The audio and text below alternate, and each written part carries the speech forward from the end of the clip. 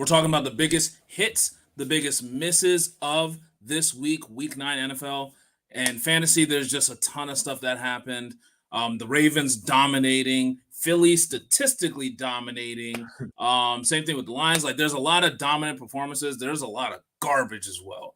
Jameis Winston turned into who we thought he was. But I don't want to spoil it all. We're going to talk about all of this stuff, all the biggest hits and misses of the day. Here, my name is Toomey. Go by FF Strategist on TikTok. Best friend Eric. Say what's up, Hank. Good evening. What up? What up? What up? I keep using that. All right, I'm gonna clear that out of my system. So, all right, man. Like, where do we want to start? I think this is actually one of the weeks where there was a lot of positive. I'd say a lot more positive than negative this week. And also, we're going live on TikTok, so every now and then I'm going to glance over here and kind of shout you guys out. So, first comment on TikTok, real quick. Zay Flowers had a game, and let's just start there, man. Let's just start with the Ravens, if I could find it. There we go. Ravens went absolutely insane. Obviously, I downloaded that incorrectly, but the Ravens went absolutely insane.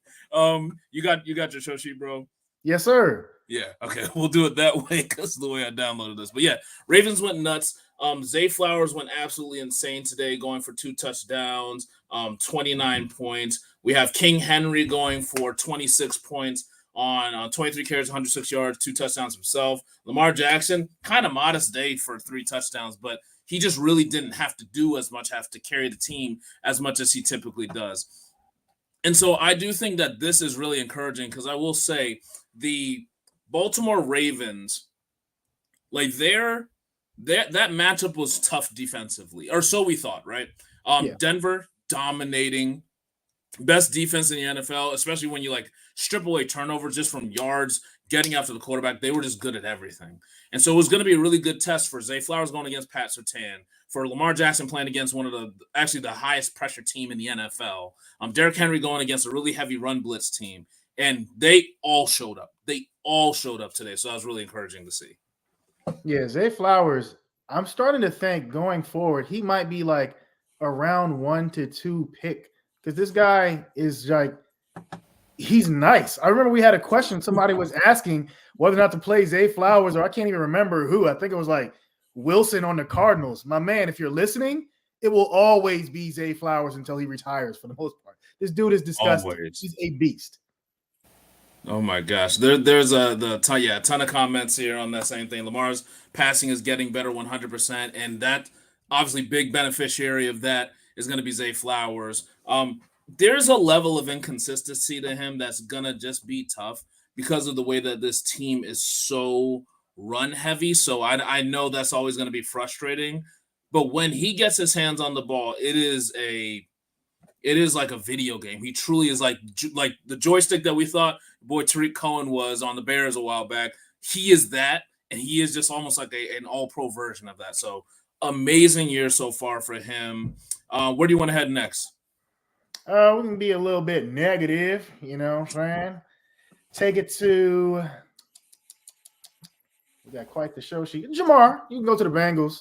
Okay. In the division for the most case. So go ahead and speak to that. What do you think about Jamar today? Anybody who's upset, I know because he's such a big name, he's going to be considered a miss, but you got to like the 11 targets. He did put up 11.3 points, 43 yards off of these 7 catches from those 11 targets. That's just that's just football, guys. You know what I'm saying? The guy, I wouldn't be concerned at all. I would start him every week without any consideration. It just wasn't his week. Even though I'm going to throw in the fact that T. Higgins didn't play, you saw that Burrow was wheeling and dealing out there. I believe he had 5 touchdowns. Joe Burrow was going absolutely insane. Gesicki went with 2 touchdowns. Chase Brown had a touchdown. People that I can't recall had touchdowns outside of Jamar Chase himself. So though he was a miss this week, anybody who's pretty upset about Jamar Chase, that's just the luck of the draw. This particular week, he didn't go off. I'd feel heavily confident in keeping Jamar Chase in the lineup. There's nothing to be concerned about at all, though he did admittedly not meet his expectation. Yeah, and I mean, like you said, here's the reason why Chase just didn't perform, because the team blew the other one out. Joe Burrow went for 5 tutties, but Chase Brown, he got a touchdown in the air. You have Mike Gesicki getting 2 of them. Even like you said, without Higgins, it just was one of those scripts where the game just got away from getting him the ball, and he still had like a decent amount of targets. Like, yeah, he had 11 targets. You can't Can't complain about that. It's just kind of kind of bad luck. Precisely. Yep. All right, so let's see. Rams game isn't even finished. Of course, we're gonna be going so everyone on TikTok, we're going live right as the games end and right before that because we got to get this in before the Sunday Night Football. So make sure you guys drop in some comments on YouTube, drop in some comments on TikTok, and we'll read them out. All right, so we talked about Jamar Chase. We talked about the amazing day. Let's really quick. The Chase Brown thing is really interesting here because 27 carries for 120. Obviously, like true workhorse stuff there. Yeah. Now you had no Zach, and we get it. Like that, I know Zach Moss is a guy who's going to play, and a lot of times he plays on third down. But this is one of those proof points that a person like a Chase Brown needs to say, hey, I mean, he was already starting to dominate the touches, but Zach Moss was still getting the third down stuff. But now they could trust him there. I didn't break down the film to see how he did on like Pass Pro and anything like that because that's really important when you have a quarterback like Joe Burrow. But him being able to handle that workload, him being able to deliver at every part of the field, very important for him to be able to show that he could be the workhorse for this team. And he is so explosive. Every now and then you're going to get like a 70-yard play or something like that. Yeah, for all those reasons you just mentioned, you got to love it because his draft capital wasn't crazy either. He's a joy to have on your team at this point in the season. 100%. All right, so make sure you guys throw in your comments. I'm going to read some of them on TikTok real quick. Is Marvin Harrison a panic? Great question. I don't have a visual for that, but what do you think about Marvin Harrison? And I'll answer the question after. I want to get your thoughts first, Eric. Like, what do you think about Marvin Harrison Jr.? I highlighted Marvin Harrison late. He's not a panic, but for his cost, as I just mentioned, draft capital, you're pissed off with his production. Like the 5 targets in this game is all he got.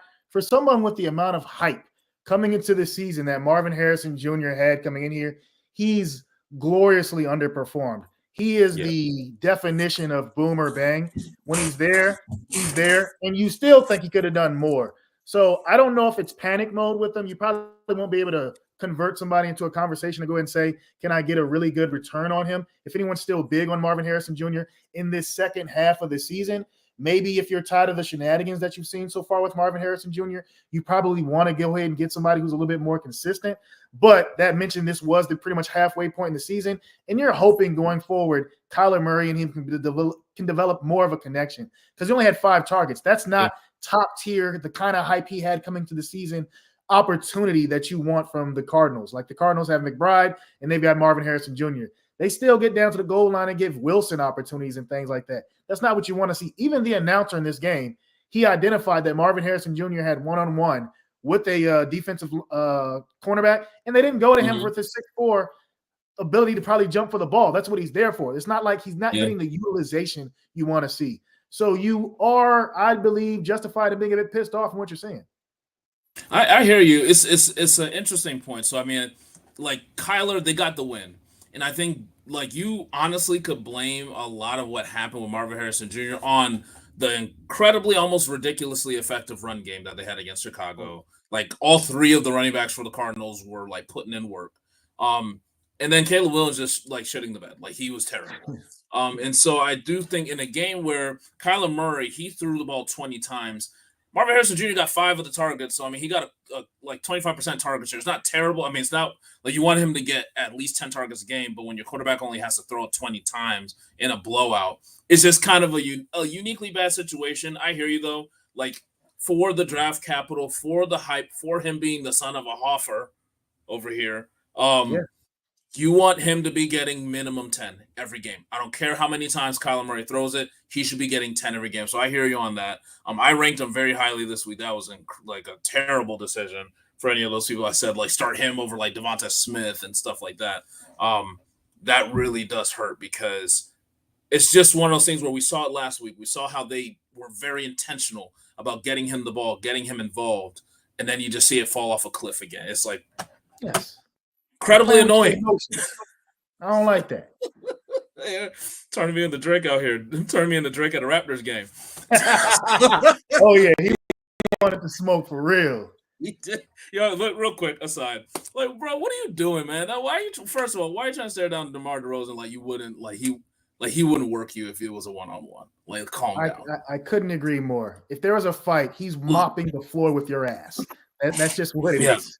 It's just it's Come on. weird, bro. And then it's like, what are you're gonna stare him down at a basketball game? You're trying to get in his head because he really like he looked at him and then Drake looked away. This is weird. We're talking about a Drake beef thing. It's weird. I don't know. Drake has just been kind of, I don't know. He's fallen off the face of the earth. I kind of forgot he existed. All right, so we're gonna we're gonna talk about a lot more of these hits and misses on the other side of this break. Oh, it's the Podfather, and last year's fastest growing fantasy platform is back. It's Smash Up Fantasy. They've got these leagues where you redraft your team every week and you get smarter as the season progresses. Now, Smash Up also has a patented power-up card. These are actual cards that can boost your individual players or your entire team. So if you think Lamar Jackson's going to run wild all over the Kansas City Chiefs in week 1, play the Scramble Spikes Smash Up card to turbocharge his rushing points. And that's not all. Smash Up also is introducing the world's first single-player fantasy game. Think Street Fighter meets fantasy football, where you can go toe-to-toe versus an increasingly difficult fantasy football boss and qualify for the postseason Tournament of Champions. So test your skills against me, the Podfather, and the Player Profiler team today at smashupsports.com and use code PlayerProfiler. The code is Player Profiler to get special perks like extra lineups for these weekly tournaments and so much more. And it's all free at smashupsports.com. Awesome. Smash Up. Actually, I met them at the Fantasy Football Expo, which everyone who's listening, everyone on TikTok, you guys should definitely mark it on your calendars next summer. Super cool group, very creative group. Just really just a different way to do fantasy. So make sure you guys for sure check them out. All right, so I'm gonna bring up this guy every week. I gotta bring him up every week, man. Like, I mean, this guy is incredible. Like, and the thing is, he is directly leading to the detriment of his receivers. Directly. I worry about, like, at some point Tyreek's gonna get going. I knew this was a game where I was hoping Tyreek would get you 14 points ish. Like, he never performs well against the Bills. He had one game where he went crazy when he was in Kansas City, and it was in the playoffs. Regular season, he's never had over 100 yards against the Bills. So I was telling everybody, it's just the way that they're designed, they're two high safeties. They do not let Tyreek Hill go crazy down the field. And so if Tyreek Hill is going to go crazy, it was going to be a lot of underneath stuff. But when my man is getting 8 of 8 for 58, that's killing that. Less so Tyreek, more so Waddle, but for sure 8 of 8 for 58 yards. So now he literally is on pace. He's averaging 7 receptions a game, and that puts you on pace. I did the calculations with Tua. He's averaging 7 receptions for a game. Let me clarify. That puts him on pace, if a 17-game pace, if he had to the whole season, for 119 receptions and 1,071 yards receiving for a running back. That is league-winning dominant potential right there with Tua, and that is killing this offense. That is killing the fantasy weapons, killing them. Like, it is. I mean, it is. I'm trying to pull up. I have Waddle and Tyreek. Where are you guys? Don't run. There you go. Like, this is garbage. And again, Buffalo non-uniquely designed to just limit the over-the-top stuff. So I actually think, like, Tyreek Hill, prime buy low. Prime buy him low right now. But the thing that sucks, the thing that kind of is concerning is the 5 targets. Like, I'm cool with the low yardage. I was going to be fine with, like, what Chase had, 7 of 11 for 43. That's a terrible game. I knew he was going to have a bad game. But 11 targets, I'm not going to, like piss my pants over that. And we've talked about Waddle. I'm kind of worried. I'm kind of done with him. But 5 targets is the concern for Tyreek. 5 targets is it. I feel like I'm ranting right now. But very happy about Achane. I think Achane is really consistent because of the way that Tua is just looking for him so immediately. But it is going to directly impact the upside of Tyreek. And, like, really, it kind of completely kills Jalen Waddle's value. Yes, it does. Marshall Faulk. Yeah. I mean, Devon Achane is really getting it done out there. Like, the dude is just, like, you can't argue with what you see. He is a difference maker, and the team revolves around him now. Tyreek is also there. He was voted by his peers as the best player, so I'm not going to completely diminish him. But Waddle, let's not make that mistake going forward. The Devon Achane on this team, he is a distant third option. Hell yeah. Like, he is – like, God, man, he's droppable. Woo! He said Like it. if it's one of those things, huh? I said he said it. Like it's just one of those things. Like Jalen Waddle is now droppable. If you need to pick up Cedric Tillman, I can't tell you to if Jalen Waddle's the worst one on your team, you got to drop him for Tillman. And now I get Tillman's thing was kind of lucky at the end of the game, but that's 3 weeks in a row. Exactly. I was just about to say I take luck 3 weeks in a row. That luck has turned into a trend for sure, and especially like no matter what, we're gonna talk about the Browns, but like they will be throwing a lot, and so I'll take the guy who looks like he's the one, and maybe not even the one. Like Judy actually played well. He almost had a touchdown, and then it was one of the 3 interceptions from Jameis. But I would be dropping Waddle for Cedric Tillman if he was the worst player on my team. Yeah. Where do you want to head next, brother? 100% support that, especially for Tillman.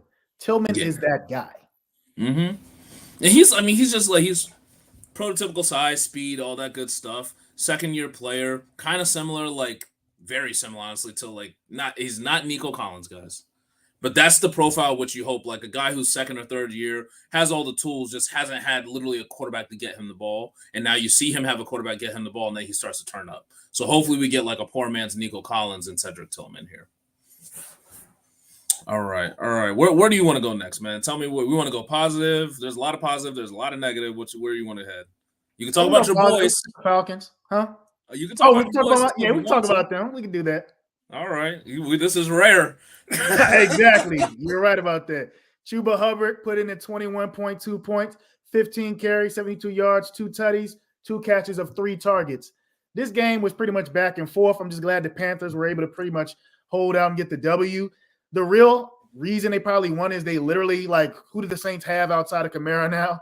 We unfortunately for Olave, he did get hurt. It was a gruesome hit, but he did say that he has his extremities, praise the Lord, and everything like that. He's okay. Blessed to hear that. Fantastic for the man. But without him as a weapon, the team was able to focus pretty much on Kamara, who, listen up, still had an amazing day for even what it's worth. But it just came up at the end of the fourth quarter. Chuba Hubbard got his second touchdown, running it in within the goal area, and was able to go ahead and put up all these points. That's 2 touchdowns, 14 points of his 21 total. As you can see, he didn't break 100 yards or anything like that. But it was a very good game for Chuba Hubbard. But this might be one of the last times you see him have the workhorse position. Yeah, and that's the thing. So we saw, and I'm glad you brought it up. Like, this is a great time. First of all, congratulations. Thank you, sir. As a Panthers fan, that's you don't get to say that too often, especially with Bryce Young at quarterback. But as a Colts fan, I'm hoping for another shot at my first round quarterback to get back onto the field. But with Chuba Hubbard, he is a sell high, guys, and I know that's going to hurt because he's been great. And I actually don't think it's a situation where, Jonathan Brooks, he's the guy, so he's going to just come in and wipe Chuba off the map. No, absolutely not. That'd be very stupid to think that. Chuba Hubbard is going to lead this team in carries for, at the very least, a couple of weeks. Now, Jonathan Brooks, I keep Freudian slip. Jonathan Brooks is going to come in. I think if he gets 9 carries his first game, that'd be fantastic. But over time, there will be a clear difference in oh wow, this guy's just kind of different. And so that's what you're kind of banking on. I don't know. It's very late in the season. We don't know. Maybe he just starts to click week 14, first round of the fantasy playoffs or something. But I do think that there's an opportunity to get some value for Chuba Hubbard with the unknown of what's going to happen, because Jonathan Brooks could come in and really play, be slow up to speed, relatively complex system for Canales for the running backs. And maybe just he doesn't pan out, or because he was my number 1 ranked running back easily in this class. What if he just comes in and dominates from day one? We don't know. He's been practicing in full, and they held him out of this game almost felt like as a precaution. So I do think that he's closer to being full go than we think. And if he comes in and just starts to eat, you're going to wish you at least got something for Chuba now. But again, if you said, no, I'm just hold on to Chuba, I can't fault you for that. He's been amazing for where you drafted him, which was barely, 12th round or 11th round. You got great value for Chuba. Absolutely. Yep. And just to touch on this, this is insane. There's not a touchdown in here. You know what I mean? Dude did his work. Kamara is that guy. He's 29 years old. I think people were talking about his age. You see his workout routine. I couldn't do that in my prime. This dude is for that position. He puts it on the field. You can see the talent. Just like Zay Flowers, this is another athletic like level of legend type dude. He has the balance, as Toomey said years ago in the league, and he was right. Here it is years later. This dude is still producing at that level. I took it back. Yes, I did, because I remember. Tell people that story, bro. Because my friends were giving me so much shit because it was the year 2017. That draft class obviously was amazing running backs. You got Kamara, Kareem Hunt, Dalvin Cook, Christian McCaffrey, Leonard Fournette, Aaron Jones. Austin Eckler wasn't even drafted in that class. James Conner's in that class. Joe Mixon's in that class. Like, that 2017 class was stacked. Yes. Even Marlon Mack. Give my boy some credit. Marlon Mack came out, was okay in that class. But tell him the story, because I was saying, like, I was very high in this group, and I drafted 4 of these cats. And I kept referencing I kept referencing contact balance. And I just kept getting played by my friends. But it was true. It was after a game where Toomey pretty much won, and he put in a group chat, the man got hella balance, and everybody just kept going on him for saying that. But after you've seen years afterwards, that is something Kamara is known for. He bounces off a lot of attempted tackles. He falls forward. For his stature, you wouldn't expect somebody like that to go ahead and perform that way. But if you do look at his routines and the way that he tries and workouts and does his thing to pretty much prepare for football, he does work on that balance and like landing on what the half circle type of landing balance beam, exercise balls and stuff like that. That stuff you can literally see on the field with Kamara, and he's been productive. Like I just said, he's all they had for the Saints after Olave was knocked out early in the game, and he put up 155 yards. He was the only go-to for Derek Carr in his return game from his oblique injury. Kamara is different. Like, it's admittedly so, and you were right. Like I'm saying, you see he has this show right here. Toomey know what he's talking about. So it is what it is. Hell yeah. Hell yeah. And all you people on TikTok, let us know what you think. So a couple questions coming up. So Joe Flacco or Patrick Mahomes, I need at least 24 points or more from one of them. So I will say this. I'm going Patrick Mahomes over Joe Flacco, and I know I just said, like, I'd rather take the Bucs defense than the Indy defense because I think that Patrick Mahomes, he's just been throwing a pick every week, so hopefully you get one. But Joe Flacco, I just want to explain really quick for those people who are looking at the Sunday night game and you've only got a few minutes to make this decision. I love Joe Flacco. I'm a Colts fan. And I've expressed multiple times on TikTok, so just look for the videos on Anthony Richardson. I can explain it here in a second. But Joe Flacco is nice, but he is not built for this type of game. This is the type of game where, yes, Minnesota's giving up a lot of yards in the air, but yes, Minnesota will get after you. They will get after you and pressure you, and you got to have an offensive line that can deal with that. Now, Colts have a great offensive line, but they are significantly better moving forward versus dropping back. Like these guys, great moving forward, road graders, run the ball. But their EPA per rush drops off dramatically when Joe Flacco's in the game versus Anthony Richardson, obviously, because you have a threat of a runner. And then, like, this Vikings team is a top 2 pressure team in the league. Brian Flores is insane. He throws a million people at your offensive line all the time, and you're going to have to block. That's why I like Josh Downs as just a dump-off target. JT actually is going to catch a couple balls because he's going to have to relieve some of that pressure. But they're going to get after Joe Flacco, and Joe Flacco under pressure is going to give the other team an opportunity to get their hands on the ball. I worry that this could be a catastrophic disaster tonight. And while the Colts just kind of made like a knee-jerk decision if you're going to be investing in a long-term solution like Anthony Richardson, I think this is one of those games where, yes, Anthony Richardson's playing like garbage. No one could say he's not. But Anthony Richardson has been really good, at least recently. Well, not recently, on the entire year outside of the Texans game, at avoiding sacks, like subtly through the pocket, through a lot of his shiftiness. And Joe Flacco's just going to get crushed with that. So I worry about Joe Flacco not having a great game. I'm going to take the shot on Patrick Mahomes, who's also facing the team who's literally been by far the worst versus fantasy quarterbacks over the last 4 weeks. They've been getting murdered by quarterbacks. So I will take Patrick Mahomes in a game where he should bounce back in a big way, Lamar. That was a long-winded way to answer that TikTok question. But make sure if you guys hop on TikTok, you guys also can hop on the YouTube show. Throw in your comments and we'll answer them live, all right? Okay. I yapped so much I forgot where we were. All right, so let's go. I'm gonna pick somebody at random. Let's talk. Oh no, I'm not gonna pick somebody at random. I gotta find your boy. This guy. We gotta talk about him. We gotta talk about this man. Like, yeah. You go first because I apparently am the only person on earth who missed apparently the best run ever by Saquon Barkley. So can you describe it? Saquon Barkley went out here like you playing Madden. He hit circle twice, 2 spins, had the awareness on 99 rating, saw that there was somebody behind him, tried to tackle him, and did a hurdle backwards. So the guy went through his legs, pause, so that he would not be able to tackle him at all, and was able to get some more yards. That was a joy to watch. Like, you always have a dream like you see somebody do that in football. This guy is athletic on tilt. He really did that in a game. Understand that these are other professional players who make hundreds of thousands of dollars, and he did that in the game. Saquon Barkley is amazing. Like, the guy is crazy. He got 29.5 points, 22 carries, 125 yards. His first touchdown was through the air, so he can catch the ball as well. You're very, very lucky for Saquon Barkley. Saquon Barkley was very much so a guaranteed perfect reward for his draft capital. This is what you want from round 1 selection talent right here. Yeah. Good job, Saquon. Or round 2. Round 2. There was a lot of people got him at the top, like at that 1-2 turn. There was a lot of debate. Yep. Like, I mean, because there's people who they got Saquon Kyron at the 1-2 like turn. You know what I mean? Like, people like that have been eating. Or Jesus, if you got Saquon and Henry. Oh, damn. But yeah, like championship. They definitely not as dominant on the field as a team.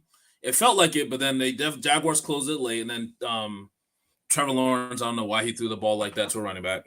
Threw a red zone interception. There was a lot of that in the second half of the game. So a lot of red zone picks. But yeah, like like Saquon Barkley, we're going to talk about him when we talk about like our midseason award predictions. He is truly like there was a report that came out before like training camp or sometime in the summer when we were kind of getting into predictions on where we should be drafting so and so. And there was a report that said like Saquon, he is going to be the CMC. He's going to have the CMC effect that CMC had on San Francisco, which was a good team, but just elevated them to like a completely different stratosphere. Yeah. Like, he is the team, bro. Like, he is the team, especially if we're going to be down A.J. Brown, which we're going to talk about later. He is going to get hopefully some more receiving work, like you just talked about. He's on another tip right now, bro. Yes. Like, him and this whole squad, bro. You saw Jalen Hurts go for 30. We saw that Devontae Smith catch was insane. Like, A.J. Brown was hurt. Devontae steps up every time. Yeah. And so I expect if there's gonna be no AJ Brown, because I really want to know what's going on with that injury, it's gonna be some Devontae's top 10, top 12 at least guy on my weekly rankings until AJ Brown is back. Yeah. Oh boy. Appreciate the follow, Israel Olaveres. We're going live on TikTok, and we're also going live on YouTube. I'm gonna read a question off of TikTok really quick. Let's see. Tried to tell y'all the Browns wasn't beating the Chargers, so I actually picked on TikTok. They're looking at my predictions for the week. I picked the Browns to beat the Chargers, and that's another great segue because boy, oh boy, my guy. Ooh. It was funny. I made the show graphic for this week. Last week he was on like the plus side, and I had like him highlighted in green. And so I just took the same image and just scooted him over to the missile side. So just changed the highlight from green to red. Like, yeah, Jameis, this one, I am not mad at Jameis because Jameis did what he does. Jameis is who he is, and just because I happen to just get a vibe that Cleveland was going to win the game. All the research I saw was like Chargers should win the game. Chargers are getting healthy, like they're getting QJ back, who's apparently back to being a first round pick. We get like DJ Chark back. J.K. Dobbins has been playing well. It's a tough run defense, but they're basically fully healthy on the Charger side of the ball. Herbert has been playing phenomenally over the last few weeks now that Greg Roman has kind of like unleashed him in the air.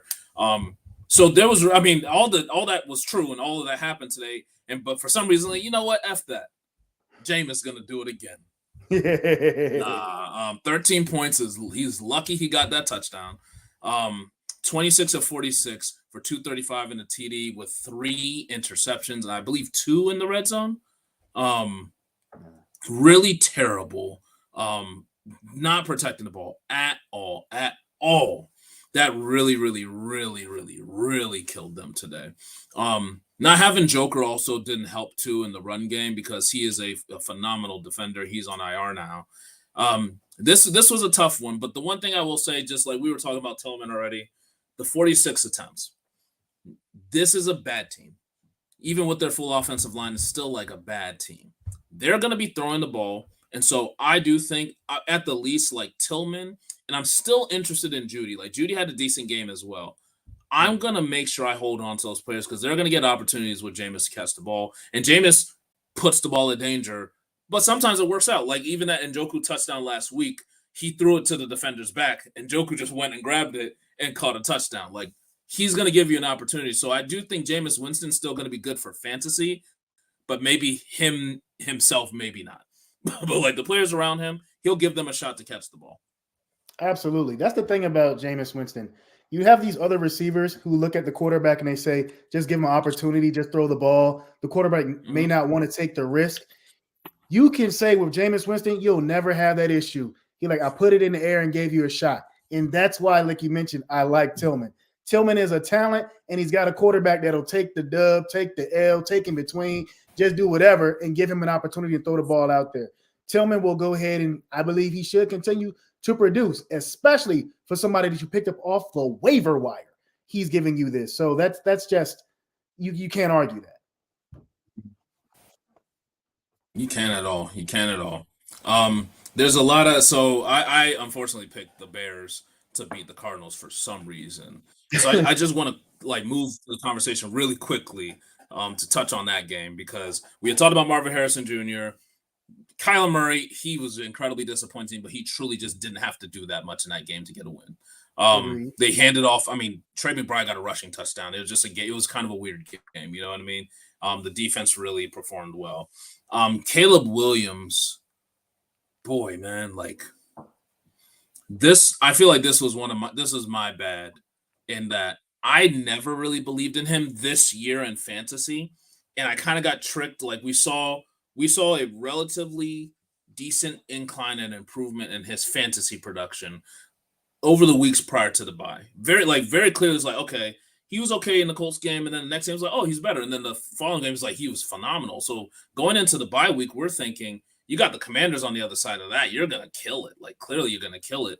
You have the Commanders and you have the Cardinals. Those are amazing matchups for you. Yeah. He's trash. Like, he's not – like – he's trash, bro. And I expected it. I expected him to be trash. I don't know how many sacks he took. I think there was a point in the game where they said he took 6 sacks at that point, and I don't know if he took any more than that. But, like, he's not good right now in the NFL. He is not Jaden Daniels, who is Mr. Cool. Like, he is just not it right now. And I don't know why I thought that was going to happen. That is my fault. Anybody I told to start Caleb Williams, that'll be the last time you hear that from me, at least for a little bit. Like, I need to see more consistent play. Their offensive coordinator, Shane Waldron, we all remember him in the Seahawks where they were just – everyone was trying to say, let Russ cook, and they are just not throwing the ball at opportune times. They're choosing to run, which is fine. That's what you do with a rookie quarterback. But it just kind of limits his fantasy upside. He's not rushing the ball like he can, and they're not giving him great play. Like, they're not giving him great opportunities to get the ball to his amazing receivers. So, yeah. And he also takes a million damn sacks. Like I don't know. I saw this prior to this year. I'm thinking long term he's going to be good. This year he's going to suck, and for some reason I forgot that midseason. Like no, I believed he was going to suck. I believed Jaden Daniels was going to be better than year one. Moving forward, it'll be different, but year one he's going to suck. So I just need to kind of rest on that. Like Caleb Williams sucks. He's going to suck, and he's also not like a Bo Nix who kind of sucks, but is going to give you something on the ground. Or like Drake May, who went for 95 rushing yards today. Like he is not using his legs.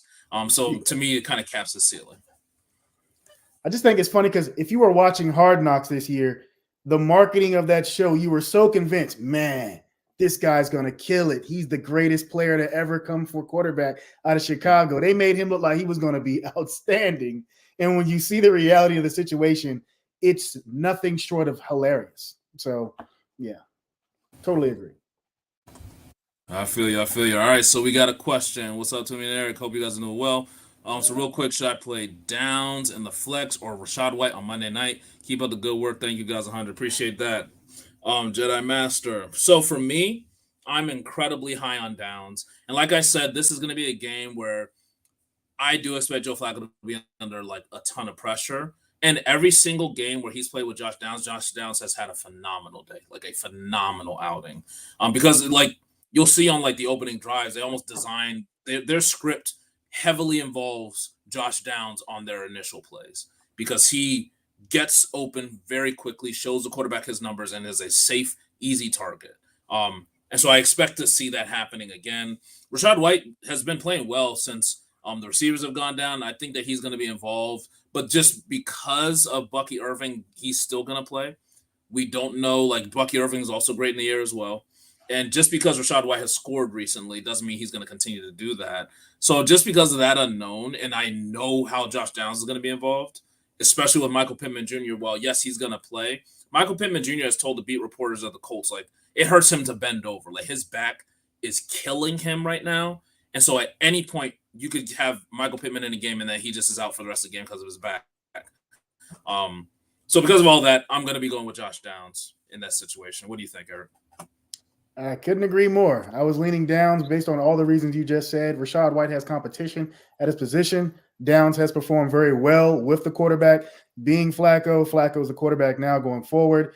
Flacco has the most confidence, most likely in Downs, given what you said about Pittman. So every indication that we have to go off to right now suggests Downs in this with those two players for sure. Downs, 100%. And really quick, there's a few more questions that I want to answer on TikTok before the game starts. So I'm up 25, and he has JJ and Kelsey. Do I win? I don't think so. If you're going to be facing Justin Jefferson and Travis Kelsey, who I think both score, that's a tough one. Next one was Otten or Hawkinson this week. For me, I'm going Otten. Otten's my tight end one this week. The Chiefs have been horrendous against tight ends. And I think that is just a situation where you gotta take the shot on Otten. He's been getting a million targets a game over the last two with the receivers who've gone down. And you're facing the worst team defending the tight end. I gotta take that shot. Yeah, and you haven't seen Hawkinson. And we have no clue what Hawkinson's going to do. Hopefully he plays well, but he could be on a snap count. You have no clue. Precisely. Yeah. All right. So I wanted to wrap up the show with some mid-season predictions. So we've gone through most of week 9. This is literally the halfway point. Congratulations, everyone. We've made it. I know all of our wives and girlfriends are happy about that. So they'll be getting us back in a second. But prior to that, there's some awards that are going to be handed out at the end of the year, and I wanted to just kind of do a real quick prediction of who's going to be winning what award. So me and him, and so I'm going to be sharing the picks that I have. He's going to share the ones that he has, and we're going to react live to it. So let's start like by the end of the season.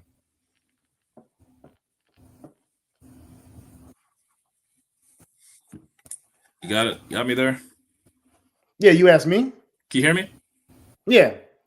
Yes. Oh, man. It says my connection is unstable. My bad. So I'm asking, so what is the who do you think is going to be the MVP of the league? Oh, MVP of the league? I got to go with Lamar Jackson. Lamar Jackson has been phenomenal. Even though he had a bad game today, the things I've seen him do, like, he's incredible. He has the legs. He has a team. He has a running back they can lean on. He's got a wide receiver and an anticipated additional wide receiver that he now has another option to go ahead and throw the ball to. With his talent and the options he has at bay, I think he's conditioned to be absolutely astronomical for the second half of the season. And he's already done extremely well thus far. So I'm definitely leaning Lamar Jackson. I hear you. And the only reason I'm not is because he may have the potential MVP on his team in Derrick Henry.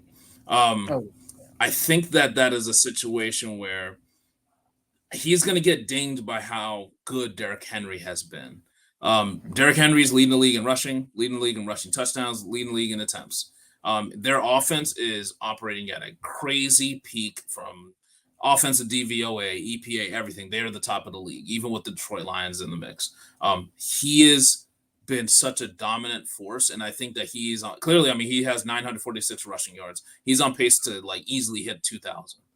So if he hits 2,000, I think that like, especially if, I mean, I don't know if he hits 2,000. I don't know if Lamar's going to win it, and I don't know if there's any other quarterback because the only other options I have is like Jared Goff, who's been consistent, whose team's been dominant, but his numbers are going to be nowhere close to what they need to be the MVP.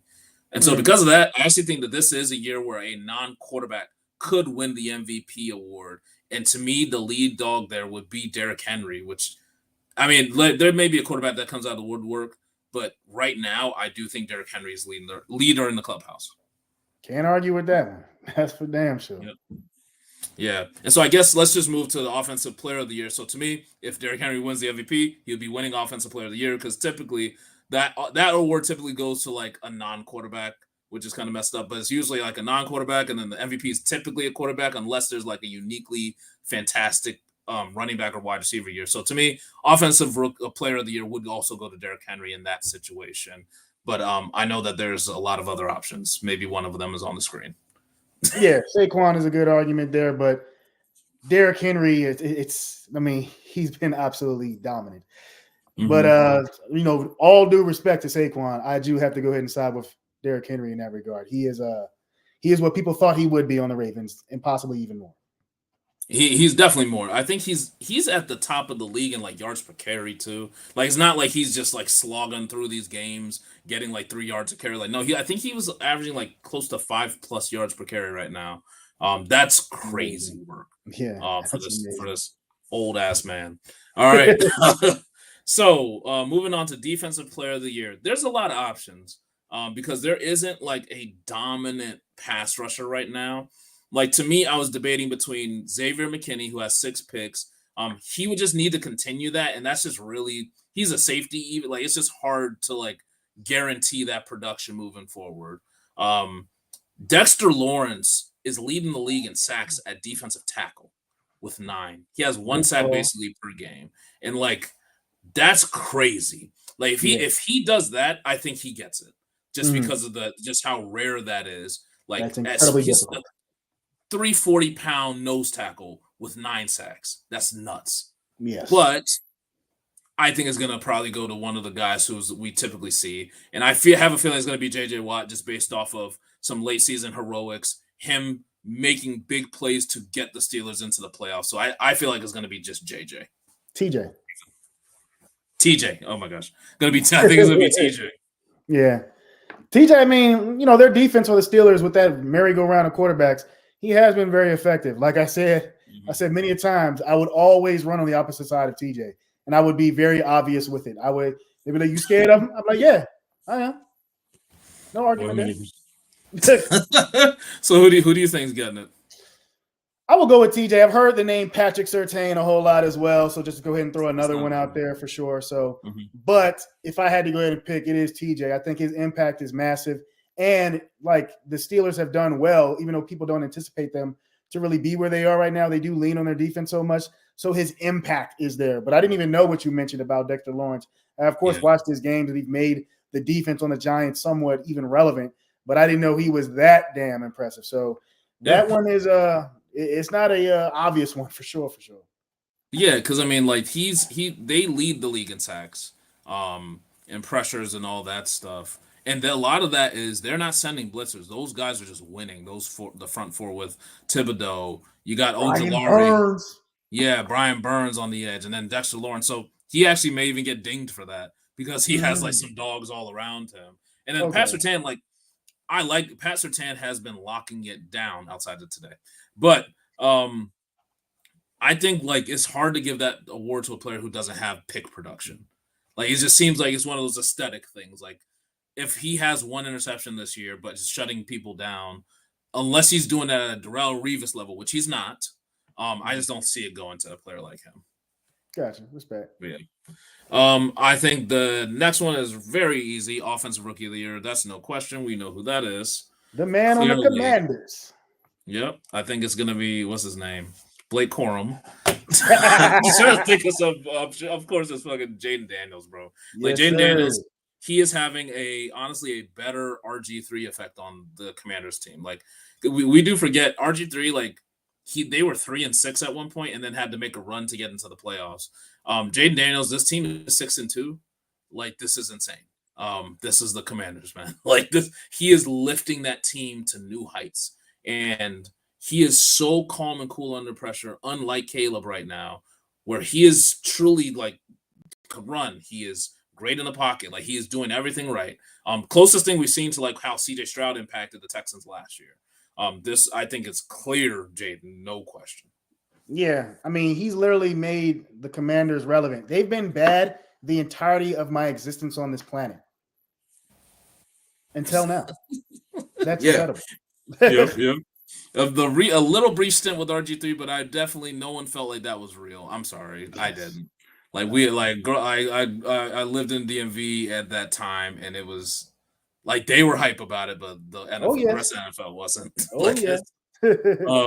All right, next one here. So defensive rookie of the year is going to be kind of hard.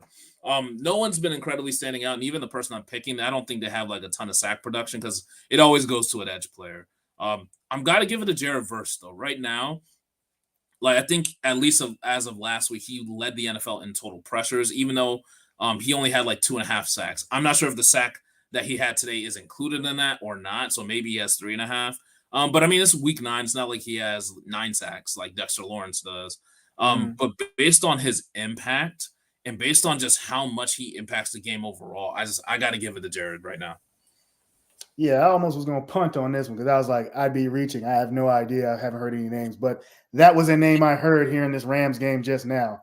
So I was like, okay, I guess by default, I'll have to roll with that one since they say he's a rookie and he's making some sort of impact here in this game. I haven't heard of any major impact by a rookie defender, to be honest with you. So yeah. I'll roll with that. I feel you. All right. Somebody said Lamar or Henry for MVP. I mean, we both said that. I think that's fair. Bucks +9. And so somebody's asking Bucks +9. I think that the Bucks, I think they covered the spread. I don't think they get blown out by Kansas City. So I actually like the Bucks +9. Yeah. They're playing well, even shorthanded. Man, like getting it done. Mm-hmm. Yeah. Also, because I didn't mention the Rachaad White question. Them and the Ravens top 1 and 2 against the run, and it's not even close. Like, so I think that Josh Downs versus Rachaad White question is very clearly Downs because of that alone, honestly. Let's see. Another question from Judah in TikTok. Trade Hurts for Jaden Daniels and Tyreek Hill. So, for me, I'm doing that 1,000,000% out of 1,000,000 times because the delta between Hurts and Jaden Daniels is honestly, to me, like, yes, today was bad, but that's kind of a toss-up on a week-by-week basis, especially as Jaden Daniels continues to get healthier, and you just get the throw-in of Tyreek Hill. Like, I think this is the week, guys, to focus on buying Tyreek Hill.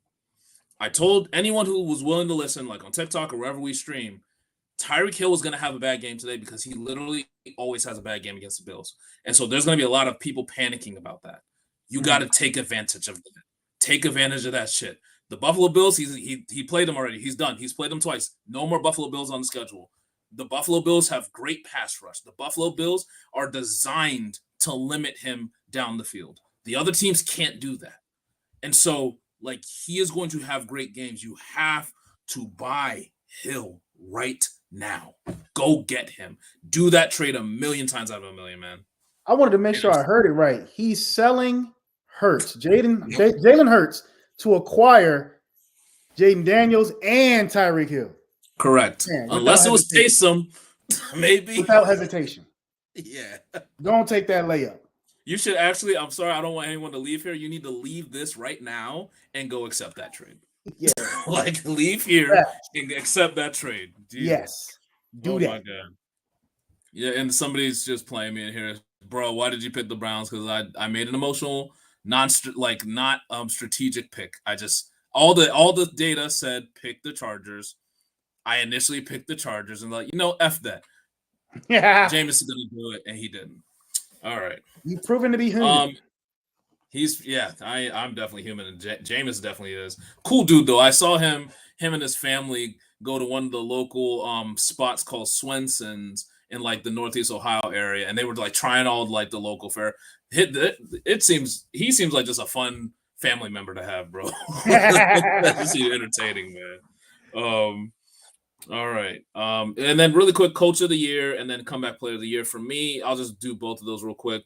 Coach of the year, I think right now we're about to see him, Kevin McConnell. Or O'Connell. I always say McConnell. Kevin O'Connell. Just taking a team who people thought was going to be at the bottom of the league this year based on the quarterback situation. And now they're one of the class of the NFC at the moment. I think they get a big win tonight. And I think that he just proves like he took Sam Darnold and reinvigorated his career. I think for me right now, it's very clearly him. If like Sean Payton makes the playoffs, I think that he's in the discussion. I don't think they are though. And then also if which one's Jim? Jim is the new one. Jim Harbaugh, if they start to like really turn up on the LA Chargers and they make the playoffs, I think he's in consideration as well. But if O'Connell continues his path right now, I think that he's going to be the lock to get it. Yeah, I was thinking even the Commanders coach. Was that Quinn? That's a good call. Actually, that's a great call. Quinn, yeah, Quinn. That may be the one actually, because of your rookie quarterback, and I don't know if it's going to continue, but defensively they've actually started to turn things around, and this defense has been terrible. And they lost Jonathan Allen, and they're still doing things. Yeah, it's incredible. They lost Jonathan Allen and got better over the last few weeks. That's incredible. That's a great pick, actually. That's a great pick. Yes, and then comeback player of the year, to me, it's between two players. It's between Sam Darnold, who we just talked about, who was completely left for dead. But I got to give it to Kirk Cousins. And we didn't talk about him yet on the show, but just another solid day at the office. Like he is not. I can't find Kirk. Where he at? He's just been playing really good ball. He had a fumble loss, but outside of that, 3 touchdowns, 19-24, just diced up the Cowboys to the point where they obviously Dak is injured, CD got injured, but I worry you may see some trade deadline stuff for the Cowboys coming up, and Kirk may have put them truly in the dirt today. I think that if he continues the streak, they're clearly going to win that division and probably have a decent ranking in the playoffs, and I think that he's going to be the clear winner of that award. Yeah, I like Dobbins as well. Good call there too. Yeah, Dobbins, Aaron Rodgers. You could consider him, but they have to make the playoffs for that to happen. Better. All right. We got a little long. The game's already started. We're gonna kind of end it there. There's a few other hits and misses. We didn't get to talk about the amazing Kyle Pitts, but I think he'll be better. Just even in the games where he was good, just remember he's still not getting a ton of targets. So keep an eye on that. Without London, that's what I wanted to mention. Yeah. Where are you at, dog? Come on, man. Yeah. What the hell? Yeah, I mean, it is what it is, man. He is a very boom or bust type of player. This scheme, I was hoping they were going to integrate the tight end more, at least because that's what Kirk Cousins did in Minnesota, but they traditionally haven't. And so maybe that was a miss earlier in the season. And he's last couple weeks, he's been great, but he also has been great on not having a million targets still. And so that just kind of tells you you need to targets or the opportunities are what matters the most, guys. So that's just something to keep an eye on. But again, he'll still be a top 10 tight end. The man is 6'6". It's just not giving nothing. Yeah. All right. So with that being said, we're gonna head out of here. I'm a Colts fan, and so I'm already missing the beginning of this game. Hopefully. Don't ruin it for me. I'm sure the Vikings have already scored. All right, y'all. I'll see y'all next week, week 10. And make sure you guys are subscribed on YouTube. Make sure you guys are following on TikTok because this is where you're going to get content about every single topic as it relates to fantasy. And you're going to get that league-winning advice before you play the next week. So make sure you guys are tuned in. Anything you got to say to people? Let's enjoy the second half of the season. Let's get it. All right, y'all. Peace out. Peace. Hey, I want to thank you for being part of this broadcast. If you have any thoughts on it, leave a comment. If you enjoyed it, make sure you leave a like. And if you want to see more shows on the Player Profiler channel, subscribe to it. That's how we know you want more.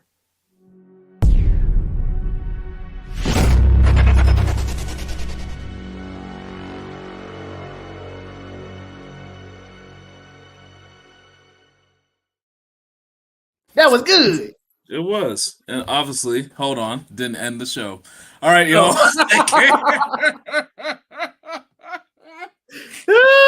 It's still going. Huh.